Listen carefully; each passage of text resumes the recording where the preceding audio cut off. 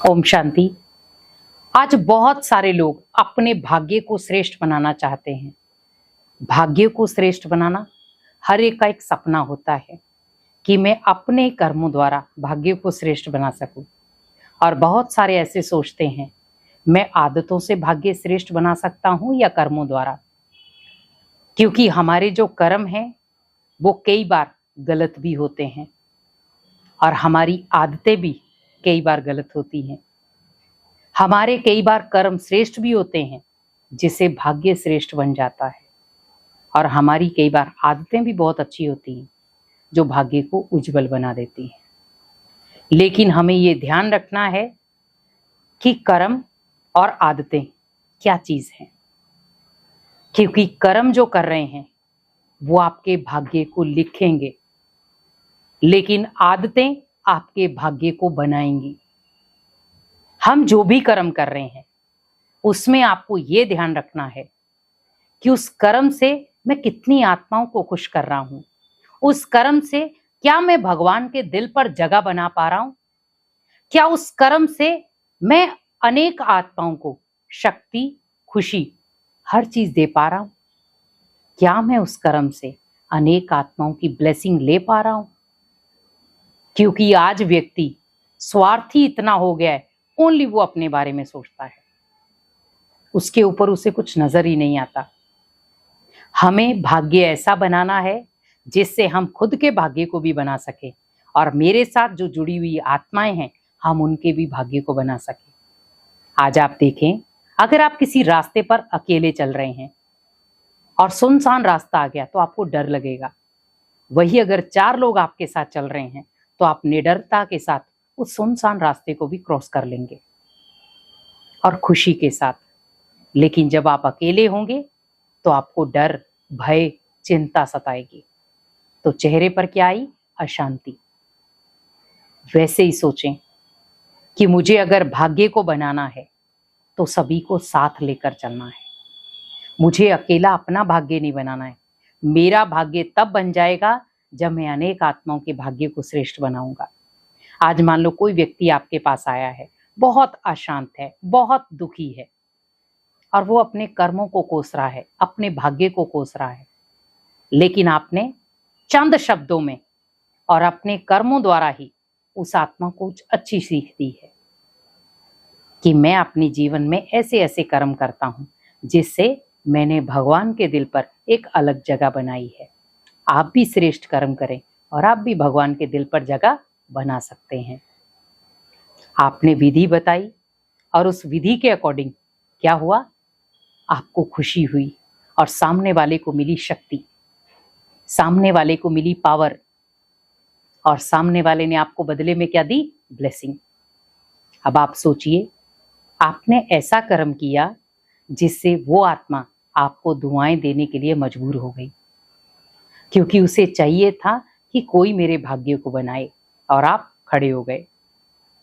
जीवन में ऐसे कर्म करो जो आपके जीवन को श्रेष्ठ भी बनाए, भगवान के दिल में आप एक अलग जगह बना पाओ।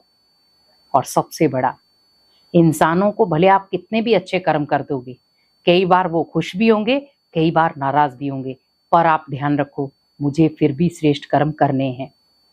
क्योंकि अगर आप 100 आत्माओं के सामने कर्म करते हैं तो उसमें से 10% ऐसी आत्माएं होंगी जो उन कर्मों से ना खुश होंगी। तो आप उन्हें 10 को देखो ही नहीं, आपने 90 को देखना है कि नहीं, उन आत्माओं ने अपने जीवन को बदला है, भगवान को अपना बनाया है, भगवान से शक्तियां लेने के लिए वो तैयार हैं। तो 10% जो बच गए हैं वो ठोकरें खाने के बाद आपके पास आएंगे कि हमें भी आप सिखा दो। क्योंकि आज व्यक्ति क्या चाहता है? प्रैक्टिकल। उसे अगर आप नॉर्मली समझाओगे वो नहीं समझेगा, लेकिन उसे जब परिस्थितियां आ जाती हैं, प्रॉब्लम आ जाती है, या उसके जीवन में कुछ ऐसा उतार चढ़ाव आ जाता है, तब वो समझता है कि अब मैं इस ज्ञान को समझ लेता हूँ, सुन लेता हूँ। और पहले क्या बोल रहा था वो? मेरे पास समय नहीं है। आज इंसान देखो, इंसान के लिए समय निकाल रहा है, पर अगर उस इंसान को कहा जाए भगवान के लिए समय निकाल तो वो नहीं निकाल पा रहा। आप सोचिए, क्या वो आस्तिक है या नास्तिक? हम किसको कहते हैं आस्तिक? जो भगवान पे पूरा विश्वास रखता है, भगवान को मानता है।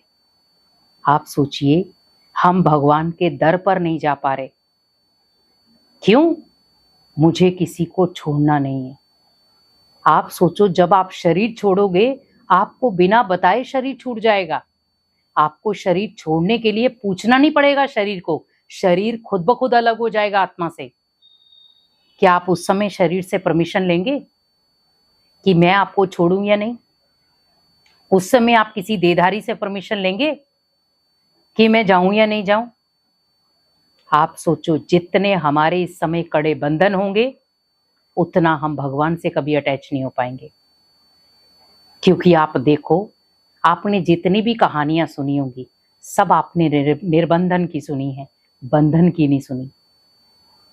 आज परिवार को संभालना बहुत मुश्किल हो गया, क्योंकि परिवार को हम क्या कर रहे हैं? बंधन में बांध रहे हैं।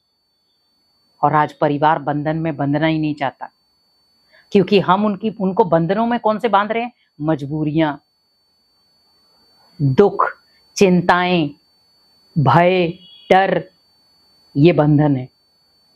लेकिन मुझे परिवार को संभालना है, जिसके लिए मुझे क्या करना है? शांति देनी है। वही बंधन किसके साथ बांधो? भगवान के साथ बांधो। तो आपके परिवार को संभालेगा कौन? भगवान।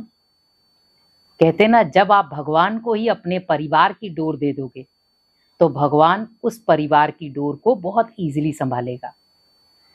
लेकिन हमने सौंपी ही नहीं है उसको डोर, तो आप सोचो कहां संभालेगा वो? क्योंकि भगवान भी कहते हैं, बच्चे एक हाथ दे तो दूसरे हाथ ले। अब मैंने भगवान से मदद मांगी नहीं, तो भगवान कैसे करेगा आपकी मदद? मैं भगवान के पथ पर आया ही नहीं, कहां आएगा वो भगवान आपकी मदद के लिए? तो भगवान क्या करता है? आप बंधन में जाते हो, भगवान और बंधन क्रिएट कर देता है। और जहां पर हम थोड़ा निकलना भी चाहते हैं, वहां पर हम और फंस जाते हैं। तो आप सोचो कि मेरी ही आदतें मेरे भाग्य को बिगाड़ रही हैं, और मेरे ही कर्म मेरे भाग्य को लकीर लगा रहे हैं। तो मेरे लिए ये दोनों चीजें बहुत बेटर है। मुझे अपने कर्म भी श्रेष्ठ बनाने हैं और आदतें भी। क्योंकि आप कर्म श्रेष्ठ कर रहे हैं, पर आपकी आदतें बहुत डिफरेंट है, आपकी आदतें बहुत खराब है। तो क्या होगा? कहेंगे व्यक्ति तो बहुत भला है, पर इसकी जो ये आदतें हैं ना, बहुत बेकार हैं, वो अच्छी नहीं है। आप सोचो, आपके ओनली कर्मों का गुणगान हो रहा है, आदतों का नहीं। आज आप श्री कृष्ण की लीलाओं को क्यों याद करते हैं? वो थी उसकी आदतें, जिसको हमने क्या बोला? कृष्ण जी की लीलाएं, माखन चुराना, कैसे कैसे चीजें बोली हमने।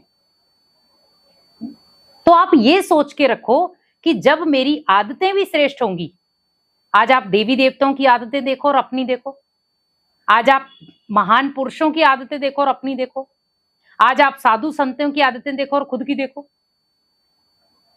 क्योंकि जो पुरातन समय के साधु संत होते थे, उनकी आदतें बहुत प्योर होती थी, बहुत शक्तिशाली होती थी, बहुत पावर देती थी। उनके अगर आप पास में से भी गुजर जाते थे, तो एक पावर महसूस होती थी, और वो पावर थी पवित्रता की पावर, प्योरिटी की पावर। जो आज देवताओं का मान सम्मान आप किसके अकॉर्डिंग कर रहे हो? प्योरिटी की पावर से। क्योंकि प्योरिटी खुद में एक बल है, शक्ति है, जो भगवान से हमें जोड़ती है। गुणगान तभी होगा जब हम त्याग करेंगे। तो हमें कर्मों को श्रेष्ठ बनाना है, अपनी आदतों को सुधारना है। तो इन दोनों से आप अपने भाग्य को श्रेष्ठ बना सकते हैं, और भाग्य की लकीर आप खुद खींच सकते हैं। बस आप ध्यान रखें, मुझे कर्म श्रेष्ठ करने हैं और अपनी आदतें भी श्रेष्ठ बनानी है। ओम शांति।